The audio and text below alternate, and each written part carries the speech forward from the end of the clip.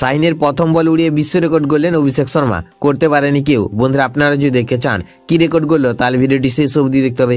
চ্যানেলটিকে সাবস্ক্রাইব করে একটা লাইক দিতে হবে এবং নোটিফিকেশন বেল আইকন দাবাতে হবে। এশিয়া কাপে সুপার 4-এ রোববার দুবাইয়ের আন্তর্জাতিক ক্রিকেট স্টেডিয়ামে পাকিস্তানের বিপক্ষে দুর্দান্ত জয় পেল টিম ইন্ডিয়া।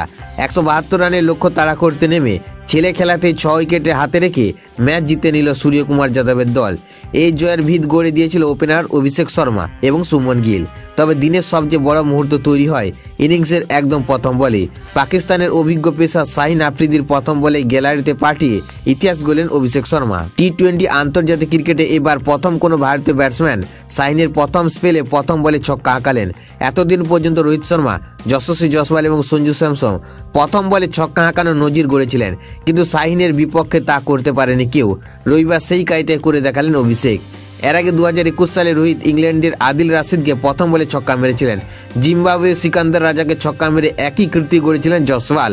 আর চলতি বছরের ফেব্রুয়ারিতে জোফরা আর্চারের প্রথম বলে ছক্কা হাঁকিয়েছিলেন সঞ্জু স্যামসন। তবে শাহিনের বিপক্ষে এই রেকর্ড একমাত্র অভিষেকের দখলে। শুধু তাই নয়, টি-20 ক্রিকেটে মাত্র 131 বল খেলে দ্রুততম 50টি ছক্কা মারার বিশ্ব রেকর্ড গড়লেন অভিষেক শর্মা।